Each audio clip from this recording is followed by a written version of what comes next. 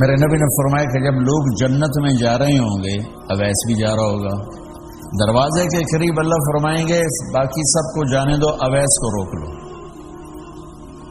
تو وہ اویس پریشان ہو جائیں گے کہ اب بوئے پہ آتے کیوں رکاوٹ بن گئی، دروازے پہ آ کے کیا رکاوٹ ہو گئی. تو وہ کہیں گے یا اللہ آپ نے مجھے کیوں روکا ہے. تو اللہ تعالیٰ فرمائیں گے پیچھے دیکھو. پیچھے دیکھیں گے تو جہنم کے لوگ کھڑے ہوں گے، مجرم. کہیں گے اویس تو نے مجھے خوش کیا ماں کی خدمت کر. کیا کہا؟ ماں کی خدمت کر کے. جو بیچاری مائیں ذلیل ہو رہی ہیں، یہاں زیادہ ہوتی ہیں، پاکستان میں کم ہوتی، پر ہوتی وہاں بھی. اسی سفر میں کتنی ماؤں کے اتنے پرچے آئے کہ میرا بیٹا شراب پیتا اور پھر مجھے گالیاں نکالتا. بھر گئے میری جیبیں پرچوں سے، کیونکہ مستورات بھی بیان میں آتی تھی. تو ہر بیان میں کوئی نہ کوئی پرچہ آیا کہ میرا بچہ مجھے گالیاں نکالتا ہے، شراب پیتا ہے، زنا کرتا ہے، پھر مجھے گالیاں نکالتا ہے. تو یہاں زیادہ ذلیل ہیں. ہمارے ہاں بھی کوئی کم ذلیل نہیں ہے. کوئی قسمت والی ماں ہے جس کو فرما بردار اولاد ملتی ہے. تو اللہ فرمائیں گے اویس تو نے مجھے بہت خوش کیا ماں کی خدمت. دیکھیے جہنم کے لوگ کھڑے ہیں، تو انگلی کا اشارہ کرتا جا. اللہ جدھر جدھر تیری انگلی کا اشارہ ہوگا ادھر ادھر لوگوں کو جہنم سے نکال کے جنت میں ڈال دوں. آج میں تیری توفیل لاکھوں آدمیوں کو جنت میں پہنچاؤں گا. عدد ربیہ و مدر، لاکھوں کا لفظ نہیں آتا. ربیہ و مدر عرب کے دو قبیلے اپنی تعداد میں سب سے زیادہ تھے. تو اللہ تعالیٰ کہیں گے اویس آج تیری توفیل جتنا ربیہ اور مدر دو بڑے قبیلوں کے لوگ ہیں اتنے مجرم آج تیری توفیل جنت میں ڈال دوں. سبحان اللہ. کیا میرے رب نے مقام بخشا کہ عمر اور علی سے کہا جا رہا ہے دعا کروانا، اور جنت کے دروازے پر کھڑا کر کے فرمایا جا رہا ہے پیچھے نظر دوڑا، دیکھ جتنے جہنم کے لوگ کھڑے ہیں، اشارہ کر تیرے توفیل آج ربیہ اور مضر کی تعداد کے برابر لوگوں کو جنت میں ڈالوں. ایک اور واقعہ بھی سنا. آپ نے فرمایا میں آج رات جنت میں گیا. ایک تو معراج ہے جو جاگتے ہوئے، خواب میں تو بہت دفعہ ہوا، آج رات میں جنت میں گیا. میں نے آواز سنی قرآن کی تلاوت. میں نے پوچھا یہ کون تلاوت کر رہا ہے؟ ان کا جی یہ حارثہ بن نعمان ہے. آپ نے کہا حارثہ بن نعمان وہ تو مدینے بیٹھا ہے.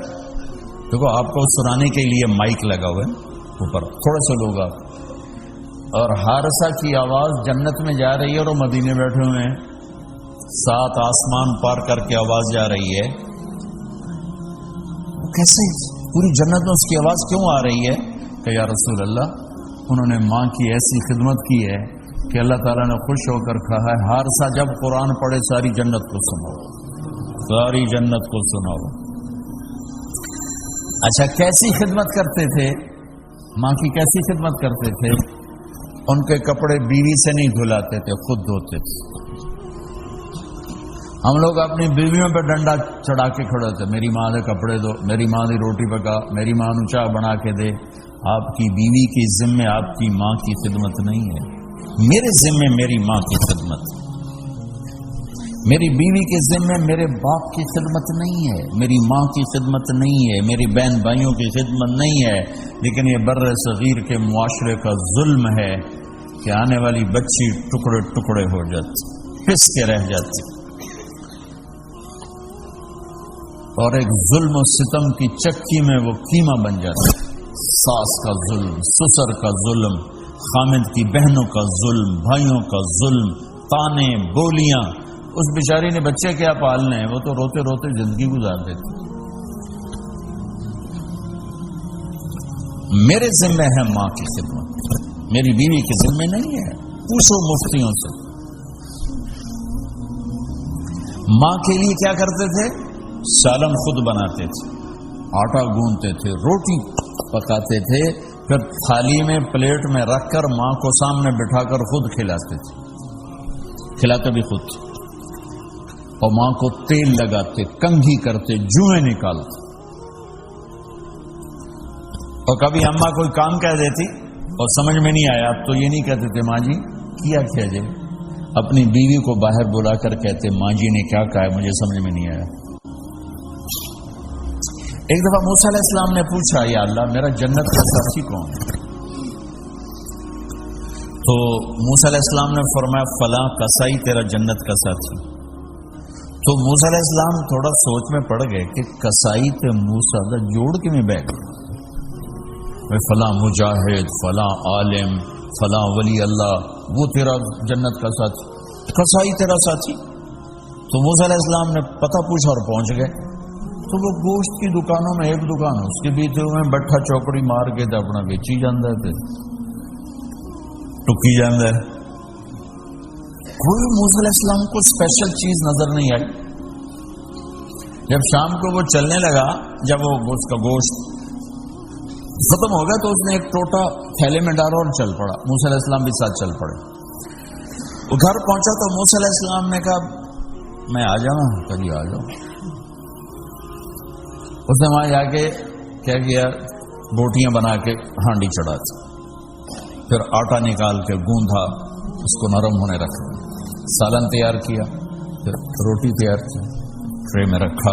ایک عورت اس طرح پڑی تھی، اس کو جا کے ہلایا، ماں جی، آنکھ کھولی، ایک ہاتھ سے اٹھایا، سہارا دیا، دوسرے ہاتھ سے نوالے بنا بنا کے کھلاتا رہا۔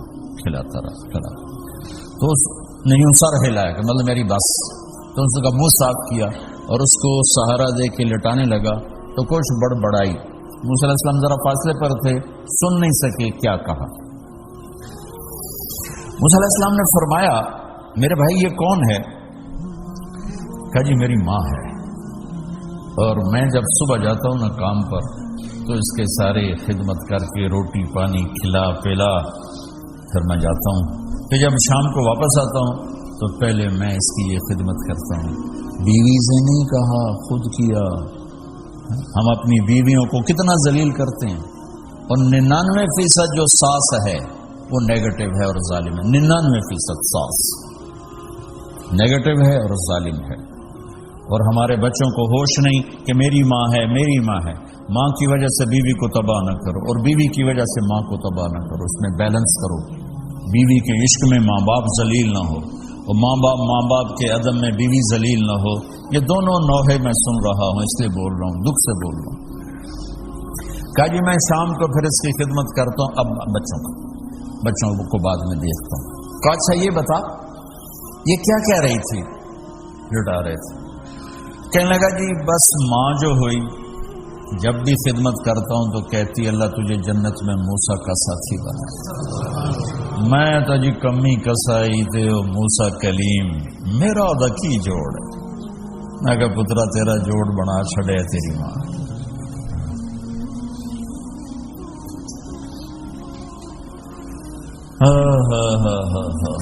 ماں باپ زندہ ہیں دعا لو، فوت ہو گئے ان کی قبروں پہ جایا کرو، وہاں بیٹھ کے قرآن پڑھا کرو۔